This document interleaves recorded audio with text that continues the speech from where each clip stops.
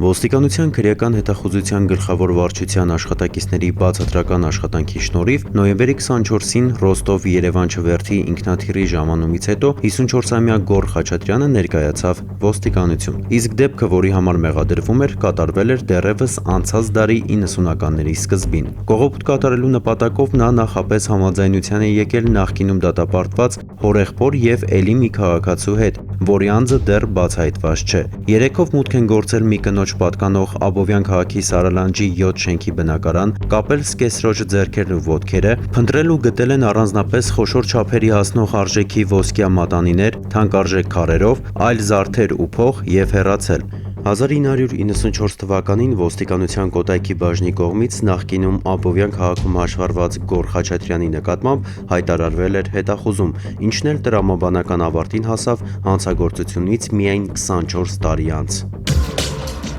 Նույն օրը նոյեմբերի 24-ին նույն վարչության աշխատակիցների կողմից Հայաստան հետապավորվեց Հենրիկ Գասոյանը։ Նրա հետ կապված դեպքը տեղի էր ունեցել այս տարվա հունիսի 8-ին Վանաձորում։ Երեկոյան ոստիկանության Վանաձոր քաղաքի վարչության Տարոնի բաժին ահազանգ ստացվեց Վանաձորի բժշկական կենտրոնից։ Հայտնում էին, որ երկաթուղայինների այգուց հիվանդանոց են տեղափոխվել երկու երիտասարդ, որովայնի ծակած կտրած վերքերով։ Հարուցվում է քրեական գործ։ Ոստիկանության Տարոնի բաժնում տեղեկություններ են ստացվում, որ հանցագործությունը կատարել է Հենրիկ Գասոյանը։ Այգու խաղասրահում թենիս խաղալիս գնդակն անզգուշաբար դիպել էր կողքի սեղանին, սակայն դրա համար ներողություն չէին խնդրել ու վեճ էր ծագել։ Գասոյանն էլ իր մոտ եղած սուր կտրող ծակող գործիքով, որն ամենայն հավանականությամբ դանակ է, տղաներին հասցրել էր կյանքին վտանգ սպառնացող ծանր վնաս։ Ձեռնարկված միջոցառումներով պարզվել էր, որ նույն օրը Գասոյանը Բագրատաշեն անցակետով հատել է Հայաստանի սահմանը։ Հունիսի 5-ին նրա նկատմամբ հայտարարվում է միջպետական հետախուզում։